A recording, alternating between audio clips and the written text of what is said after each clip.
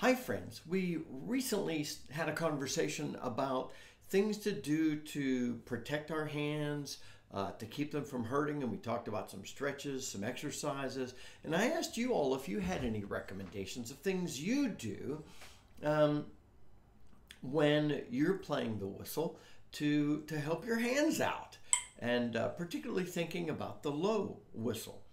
And so I got some great comments from folks, and I've chosen just a few. And one thing I meant to say myself is I've noticed, and I do this particularly on my MK Pro, because it's the one where I find I pinch it the most, squeeze the most. So instead of holding it like this, you see my thumb's across there, and that creates that pinch point. I will at times put more the tip of my thumb on the back, and I find that that brings the pressure this way and not so much straight into the joint. That's helpful for me. I'll do that sometimes. Anyway, you guys have made some great thoughts and comments and questions. First, I want to share a question that Sandy P9891, thank you, Sandy, asked.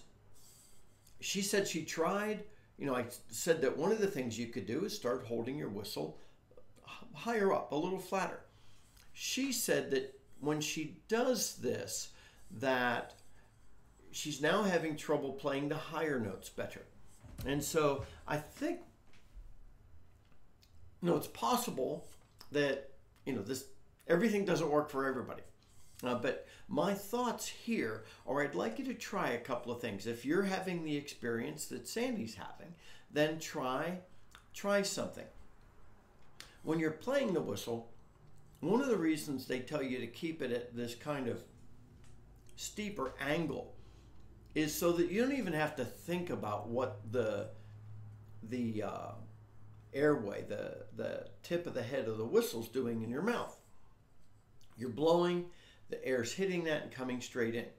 As you move the whistle, that's changing that angle some, and it's possible that as you move up, you now have to think a little bit about when you're like this, you really don't have to think much about what's right behind the tip of the head. When you move your whistle up, that puts it a little closer to my teeth, that my tongue might be in the way. So what I tend to do is when I'm picking the whistle up some,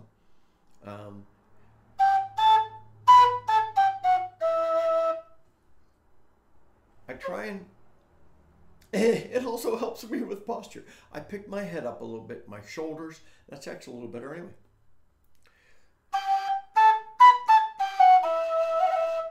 So I'll get better posture, but then I also have to think about what's immediately behind. So sometimes I find that I go a little bit more saxophony and let my bottom lip roll a little bit over my lower teeth. And in that way, my teeth aren't in the way.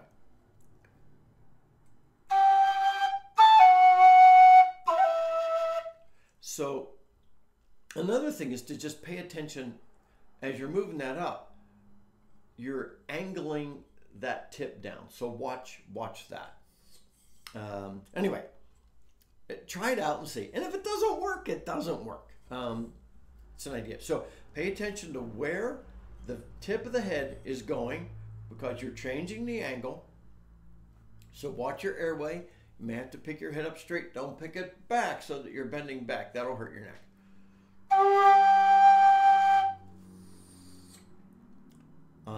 Anyway, try that out. Sandy, I hope that helps. Lynn Warren 8404 or 04 had a couple of great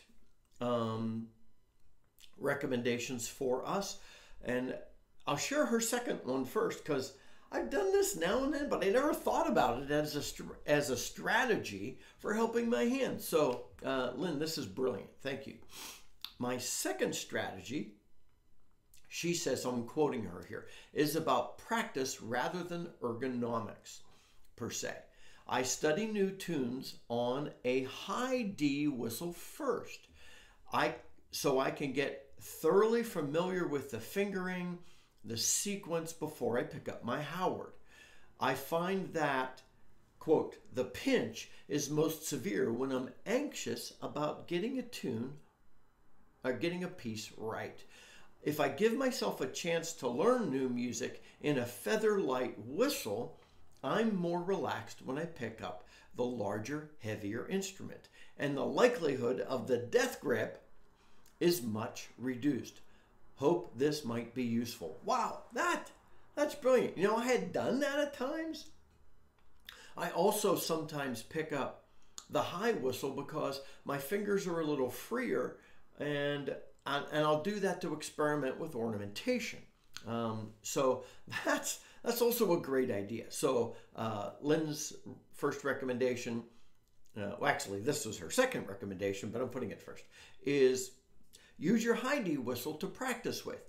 Get the fingerings, get your knowledge of the tune, experiment with the ornamentation, how you want to express it. And then once you're comfortable with it, then pick up your low whistle, and you're spending less time stressed while using the low whistle. Lynn, that's just brilliant.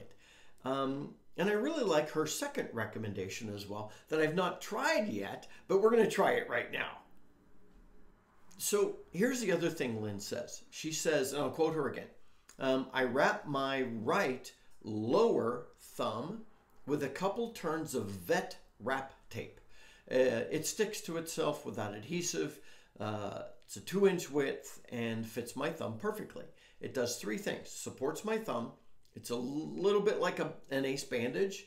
It cushions my thumb against pressure on the whistle, and it makes the contact area between my thumb and the body of the low D grippier without interfering with my movement at all. I love that.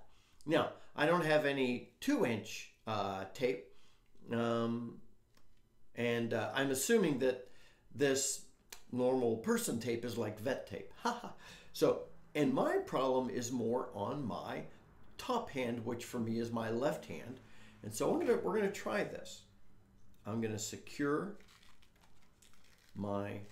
and don't get too tight. And if you're having a lot of grief with different areas of your hand, you could wrap it even better. Oh man, why haven't we thought of this too? This is great. So that really supports my thumb nicely. Oh, it is grippier. That's cool. So I should have put it up a little higher. So before you put it on, pay attention to where your thumb sits on your whistle and make sure that area is wrapped.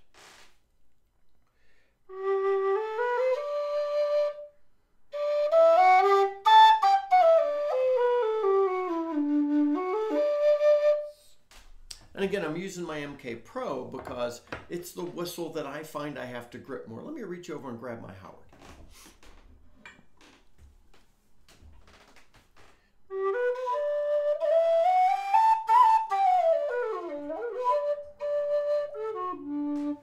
Wow, that is great.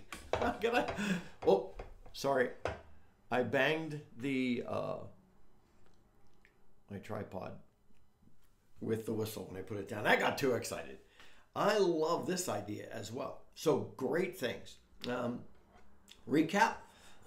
Sometimes I will straighten my thumb out, change where the pressure's going. Like Sandy was talking about, when you're picking your whistle up, pay attention to your posture a little better. Don't lean your head back. Keep it up. And watch also the angle of the tip of the head so that the inside of your mouth, you're not obstructing it with your airway. You're not obstructing the airway.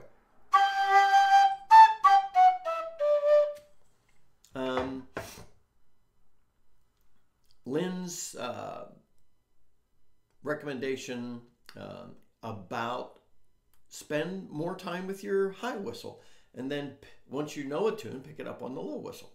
And then this nifty tape thing, that's pretty cool. I'm going to experiment with that more. I think I need to move it up the tip of my thumb because I use the tip of my thumb a little bit more. This is a great idea as well. And it is a little sticky. That's kind of cool. Anyway, my friends, if you have more thoughts, because these are all wonderful, if you have more thoughts, please stick them into the comments on this video. More questions, more thoughts. It's just brilliant. This is why learning in community is so important and valuable and excellent for us, because we get to share these things together. And I wouldn't have known these or come up with them on my own. You guys are helping me think through all this stuff, and we're helping each other. Until next time, my friends, this is Scott Shade. Happy whistling.